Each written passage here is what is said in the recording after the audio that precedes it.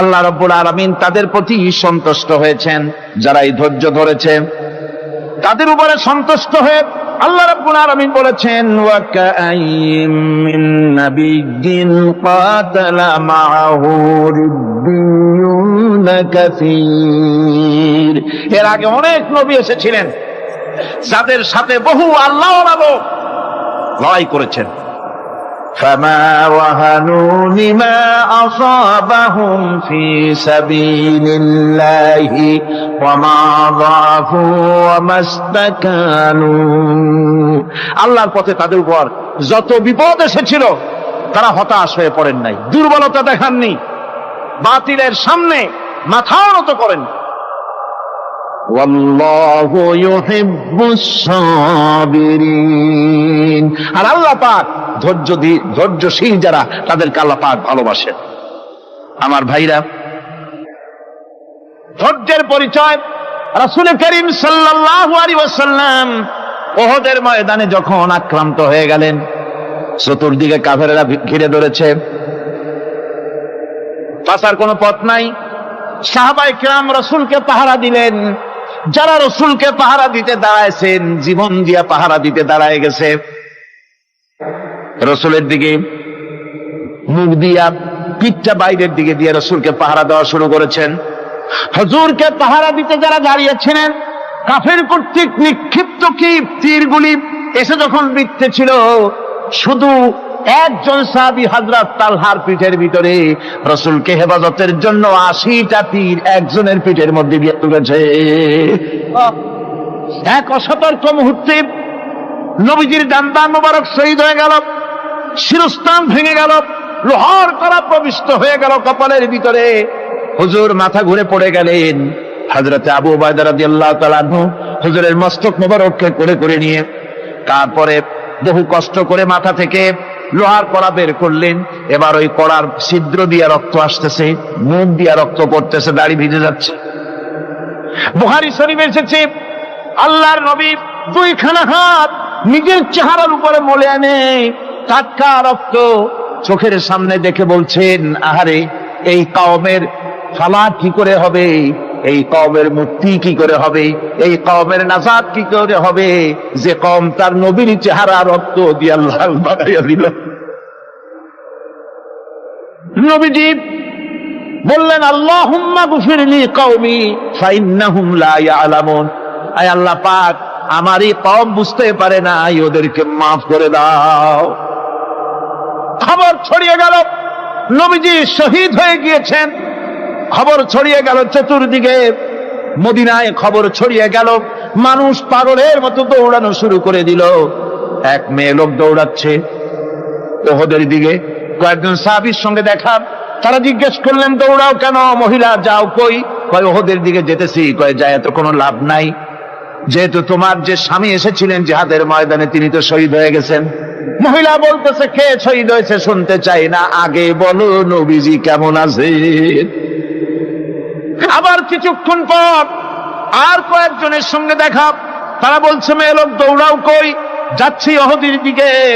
তারা বলছেন যে কোনো লাভ নাই, তোমার যে দুইটা কলিজার টুকরা সন্তান উহুদে এসেছিল দুটোই শহীদ হয়ে গেছে। মা বলতেছে, ও সাহাবী, কে শহীদ হয়েছে শুনতে চাই না, তাড়াতাড়ি করে বলো আল্লাহর নবী মুহাম্মদুর রাসূলুল্লাহ সাল্লাল্লাহু আলাইহি ওয়াসাল্লাম কেমন আছেন। দৌড়াতে দৌড়াতে উহুদের মাঠে সাহাবায়ে কিরাম পরিবেষ্টিত।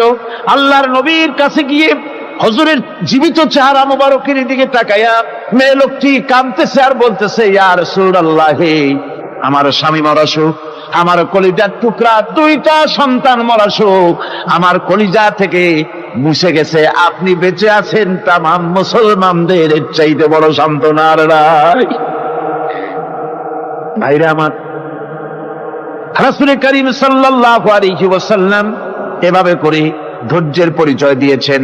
গালাগালি দেন নাই, রাগ করেন নাই, বদদোয়া করেন নাই। সুবহানাল্লাহ কোন সুবহানাল্লাহ। হযরত আইয়ুব আলাইহিস সালামের সবরের ঘটনা কোরআনে কারীম তুলে ধরেছে। হযরত আইয়ুব 18টি বছর পর্যন্ত রোগের মধ্যে পড়ে আছেন। এত অসুখ করেছে, এত রোগ, শরীর পচে গিয়েছে, গায়ে পোকা ধরেছে, দুর্গন্ধ হয়ে গিয়েছে, বিবিরা চলে গিয়েছে, ছেলে মেয়ে পাড়ার লোকেরা দূর দূর করে তাড়িয়ে দিয়েছে। এবার জঙ্গলের ভিতরে গিয়ে আশ্রয় নিয়েছেন। এমন অবস্থা হয়েছে, শরীর পচে পচে জিহ্বায় যখন পোকা ধরা শুরু করে দিল, হযরত আইয়ুব আলাইহিস সালাম তখন আল্লাহ রাব্বুল আলামিনের দরবারে এই প্রথমবারের মতো তিনি বললেন, রব্বুল আলামিন, আয় আল্লাহ তাআলা, সমস্ত শরীর জড়জড়া হয়ে গিয়েছে, গায়ে পোকা ধরেছে, আমি কোনো কথা বলি নাই, আমি খামোশ থেকে জিকির আজগার করতেছিলাম। আয় আল্লাহ, এখন দেখি আমার জিহ্বায় পোকা ধরেছে, পোকা ধরা শুরু হয়েছে। আমার জিহ্বাটায় পোকা তুমি দয়া করে দিও না, কারণ আমার জিহ্বায় যদি পোকা হয়ে যায় তাহলে তোমার মতো আল্লাহর জিকির আমি কি দিয়া করব? আমার জিহ্বাটা তুমি দয়া করে ভালো রাখো।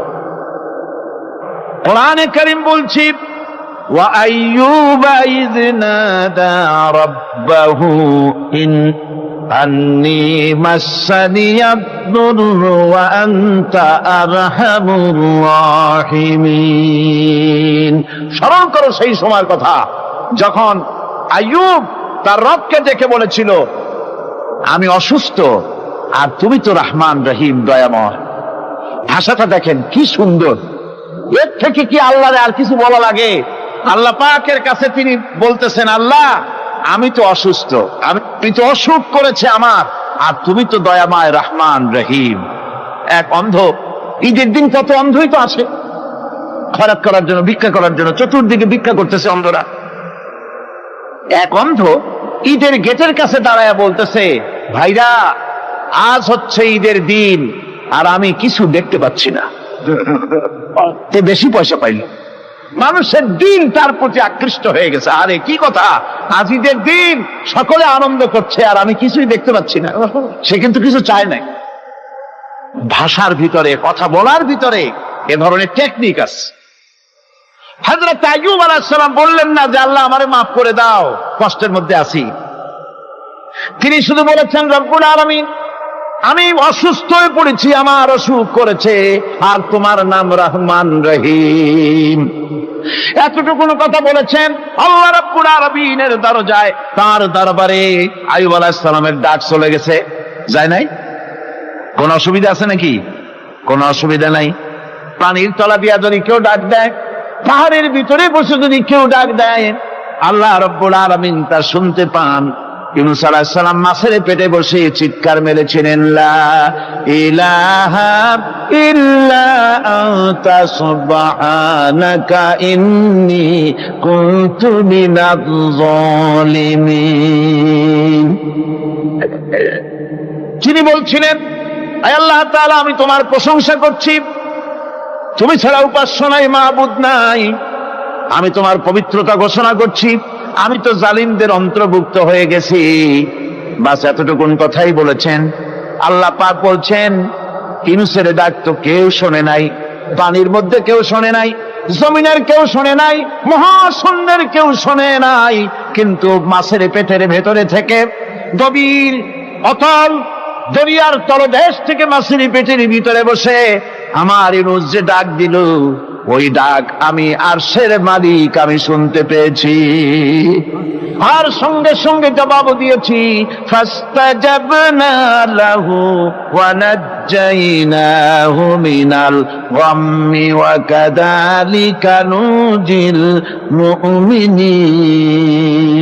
ডাকের সাড়া দিলাম, বিপদ দিয়া বাঁচায় দিলাম। শুধু ইউনূসের না, আল্লাহ পাক এ জায়গায় আবার ওয়াদা করলেন, দুনিয়ার যত মুমিন বান্দা আছে তারা যদি কখনো বিপদে পড়ে যায় আর আমারে যদি ডাকে, আমি এইরকম করে বিপদ থেকে বাঁচাইয়া দেব। আইয়ুব আলাইহিস সালাম যখন আল্লাহ রাব্বুল আলামিনের কাছে ফরিয়াদ করলেন, আল্লাহ পাক তখন বলছেন, কোরআনে কারীম বলছে, ফাস্তাজাবনা লাহু فكشفنا ما به من ضر وآتيناه أهله ومثلهم معهم رحمة من عندنا وذكرى للعابدين। আমি আইয়ুবের দোয়া কবুল করে নিলাম, শুধু তার পরিবার বর্গই দিলাম না, বরং আরো কিছু নিয়ামত আমি তাকে দান করে দিলাম। এবং তাই জন্য যেহেতু তারা ছিল আমার অনুগত বান্দা, আমার বাধ্যগত, আমি এই জন্য রহম করেছি, সমস্ত রোগ শোক আমি মাফ করে দিয়েছি। আমাদের সামান্য একটু জ্বর হয়, যদি 2-3 দিন জ্বর হয়েছে, জ্বর ছাড়ে না, বলে যে এত ভালো ভালো কাজ করি তারপর আমার এত জ্বর হওয়া লাগে, অমুকরা এত পাপ করে, তা তো কিছুই হয়। আরে আল্লাহ আমার এই চোখে দেখলো, আমার বউর অসুখ, আমার অজুমুড়ি ছাড়ি না। ভাইরা, আপনি ঠিক পান না যে কি গুনাহ আপনি করেন। কোরআনে কারীম বলছি, وَمَا أَصَابَكُم مِّن مُّصِيبَةٍ فَبِمَا كَسَبَتْ أَيْدِيكُمْ وَيَعْفُو عَن كَثِيرٍ। যত বিপদ তোমাদের উপর আছে সব 2 হাতের কামাই করা। আর আমি তো অনেকগুলো ক্ষমা করে দেই। তোমরা যত পাপ করো, আকাম করো, সবগুলির শাস্তি যদি দুনিয়ায় দিতাম, শ্বাস করার সময় পেতে না। অসুখ হলেই অধৈর্য হয়ে যেও না, ধৈর্য ধরো। আল্লাহ পাক বলেন, শুধু আইয়ুব নয়, ওয়া ইসমাঈল ওয়া ইদরিস ওয়া যাল কিফলি কুল্লুম মিনাস সাবিরিন। এইভাবে করে ইসমাঈল, ইদ্রিস, যুলকিফল সবাই ছিল ধৈর্যশীল। জোরে বলেন সুবহানাল্লাহ। ধৈর্যের চরম পরাকাষ্ঠা ছিলেন তিনি। কোরআনে কারীম নবীদের এই কথাগুলি আমাদের শোনাচ্ছে। হযরত ইয়াকুব আলাইহিস সালাম, কলিজার টুকরা সন্তান হযরত ইউসুফ আলাইহিস সালামের জন্য তার মনটা পাগল ছিল। এত সুন্দর করে আল্লাহ তারে বানাইছিলেন, এত তিনি ছিলেন সৌন্দর্যের পিরামিড, যারা দেখলে চোখ ফিরানো যায় না। এমন সুন্দর সুপুরুষ, যারা দেখি সেই যুগের সুন্দরী যুবতী মেয়েরা রূপের মোহে পড়ে নিজেদের আঙ্গুলগুলি কেটে ফেলে দিয়েছিল। রূপের মোহে এমন অবশ হয়ে গেছে, আঙ্গুল কেটেছে, হাত কেটেছে, টের পায় নাই। আবার ভুল বুঝবেন না, দুনিয়ার সেরা সুন্দর পুরুষ ইউসুফ আলাইহিস সালাম, তা কিন্তু রাসূলের চাইতে বেশি নয়। হযরত উম্মুল মুমিনিন আয়েশা রাদিয়াল্লাহু তাআলা আনহা, তিনি বলেছেন, যেই সব সুন্দরী রমণীরা ইউসুফ আলাইহিস সালামকে দেখে রূপের মোহে পড়ে নিজেদের আঙ্গুলগুলো কেটে ফেলেছিল, ওরা যদি আমার হাবিবকে দেখতো, ওরা যদি আল্লাহ রাসূলকে দেখতো, তাহলে হাত কাটতে কাটতে কোন ফাঁকে যে কলিজা কেটে ফেলে দিত, ওরা টের পেত না। আমার বন্ধুগণ, হযরত আইয়ুব আলাইহিস সালাম সন্তানের মায়া, অন্যান্য ভাইরা হিংসায় পড়ে গেল, তারা নিয়ে তাকে কুয়ায় ফেলে দিল। সেখান থেকে তারা একটা ছাগল বা কোনো পশু জবাহ করে তার রক্ত মাখাইয়া জামায় এনে হাজির করে দিল হযরত ইয়াকুব আলাইহিস সালামের সামনে, যে তারে নিয়ে খেলা করতে গিয়েছিলাম, আমরা খেলায় লিপ্ত ছিলাম, বাগে খাইয়া ফেলাইছে। এগুলি কি গপ্প? এগুলি কি কোরআন? আল্লাহ পাক শোনাচ্ছেন, বিশ্ববাসীকে শোনাইছেন। সূরা ইউসুফের চাইতে এত সুন্দর উপাখ্যান গোটা পৃথিবীতে আর নাই। সুবহানাল্লাহ। অনেকে ইউসুফ জুলাইখার কেসা খুব মজা করে পড়ে, ফুর্তি করে, প্রেমের গল্প পড়ে। এটা কোনো প্রেমের গল্প নয়। ইউসুফ আলাইহিস সালাম, জুলাইখা ইউসুফ আলাইহিস সালামের জন্য কাঁদতে কাঁদতে চোখ কানা হয়ে গেছে। এরপর ইউসুফ আলাইহিস সালাম জুলাইখারে পাওয়ার জন্য পাগল হয়ে গেছে। নাউজুবিল্লাহ, এটা হয়নি কখনো। তিনি আল্লাহর পয়গম্বর, আর আল্লাহ কেমনে তারে বাঁচিয়েছেন, যখন জুলাইখা ঘরের ভিতরে সুন্দর করে যৌন উন্মাদনামূলক চিত্র অঙ্কিত করে ঘরের মধ্যে আটকায় দিয়েছে, তালা লাগায় দিয়েছে, আর নিজে যৌন দীপক কাপড় চোপড় পরেছে না পরার মতোই। সে যুগের সুন্দরী মেয়ে জুলাইখা, তার কুপ্রবৃত্তিকে চরিতার্থ করার জন্য আহ্বান করা হয়েছে। হযরত ইউসুফ আলাইহিস সালাম লক্ষ্য করে দেখলেন, এমন জায়গা, এখান থেকে পালাবার তো পথ নাই, দরজা বন্ধ করে দিয়েছে। তিনি শুধু তখন কেবলমাত্র আল্লাহ রাব্বুল আলামিনকে ভয় করলেন। আল্লাহকে ভয় করে আল্লাহর নাম নিয়ে যখন তালাবদ্ধ দরজার দিকে দৌড় দিয়েছেন, আল্লাহ রাব্বুল আলামিন আপন কুদরতে তালাগুলি খুলে দরজা তার জন্য উন্মুক্ত করে দিলেন। ইউসুফ আলাইহিস সালামকে ফালাই দিয়ে এভাবে করে কাপড় এনে দিল তার সামনে, রক্তমাখা কাপড়। হযরতে ইয়াকুব আলাইহিস সালাম সন্তানদের মুখে কাহিনী শুনে তিনি কি বললেন? কোরআনে কারীম তা কোট করেছে, তিনি চিক দিলেন না, ফাল দিলেন না, ফিট হয়ে পড়লেন না। তিনি বললেন, কলিজার টুকরা সন্তান তার মরার খবর শুনেছেন। তিনি বললেন কি? ফাসাবরুন জামিলুন ওয়াল্লাহুল মুস্তাআনু আলা মা তাসিফুন। আমি উত্তম সবর অবলম্বন করব। তোমরা যে কাহিনী রচনা করেছো এর বেলায় আমি আল্লাহর কাছে সাহায্য চাই, আমি উত্তম সবর অবলম্বন করব। আমার ভাইয়েরা, 11 ভাই মনে করেছিল ইউসুফ আলাইহিস সালামকে মরণ কুয়ায় ফালাই দিছি। তারা তো ঠিক পায় নাই এটা মরণ কুয়া না, এটা হচ্ছে একটা সুড়ঙ্গ, যাকে ইংরেজিতে বলে টানেল। এটা এমন একটা সুড়ঙ্গ, ওরা মনে করেছে মরণ কুয়া, কিন্তু আল্লাহ রাব্বুল আলামিন এই কুয়াতে এমন বানালেন, ওরা একদিকে ফালাই দিল মরণ কুয়ায়, এ কুয়ার আর এক মুখ দিয়া আল্লাহ রাব্বুল আলামিন ইউসুফ আলাইহিস সালামকে নিয়ে মিশরের সিংহাসনে বসায়া দিলেন। এটা মরণ কুয়া নয়, এটা রাজ সিংহাসনে বসার সুড়ঙ্গ পথ। ইউসুফ আলাইহিস সালাম আজ প্রেসিডেন্ট, সুবহানাল্লাহ, প্রেসিডেন্ট হয়ে বসে আছেন। ওদিকে কেনানে অভাব লেগে গেছে, সেখানকার মানুষেরা সাহায্য নিতে এসেছে, ওই 11 ভাইও আসছে। হযরত ইউসুফ আলাইহিস সালাম দেখেই চিনে ফেলেছে, ওরা কিন্তু তখনও ঠিক পায় নাই। হযরত ইউসুফ আলাইহিস সালাম চিনে ফেলেছেন। এখন কি করা উচিত? সবগুলাকে ঠ্যাং উপরের দিকে উঠাইয়া তারপরে সমানে ধোলাই দেওয়াইতেও স্বাভাবিক ছিল, আমাদের মতো মানুষ হইলে, ঠিক কিনা? ঠিক তো বলবেনি, অভ্যাস তো এটাই। হযরত ইউসুফ আলাইহিস সালাম তাদের সামনে পরিচয় দিলেন। তারা যখন বুঝতে পারল, লজ্জায় তাদের মাথা হেট হয়ে গেল। হযরত তার এক তো লজ্জা, আর 2 নম্বরের ভয়, জান নিয়া কেনানে কেউ ফিরে যাইতে পারবো না। এখন অবস্থা হয়েছে যে জীবনই যায় নাকি এখানে। হযরত ইউসুফ আলাইহিস সালাম ভাইদের এই করুণ দুরবস্থা বুঝতে পারলেন, বুঝে চরম ধৈর্য ধরে তিনি কি বললেন? তিনি বললেন, লা তাসরিবা আলাইকুমুল ইয়াউম। ও ভাইরা, তোমাদের বিরুদ্ধে আমার কোনো পাপ নাই, দুঃখ নাই, বিদ্বেষ নাই, হিংসা নাই, আল্লাহর রাস্তায় মাফ করে দিলাম। আল্লাহু আকবার, সুবহানাল্লাহ। এর নাম পয়গম্বর। এর নাম কি? পয়গম্বর। কিসের লেনিন, কিসের মার্কস? জওয়ানেরা, ভুল পথে মানুষ চলেছিল, আলহামদুলিল্লাহ আল্লাহ এগুলারে ডাস্টবিনে ফালাই দিচ্ছে। কারণ আলহামদুলিল্লাহ, আলহামদুলিল্লাহ। পয়গম্বর কারে বলে? কারে বলে পয়গম্বর? কি চরিত্র! রাসূল করিম সাল্লাল্লাহু আলাইহি ওয়াসাল্লাম তাকে একজন সাহাবী বলছিলেন, হুজুর বলছেন এই কামটা করলা না কেন?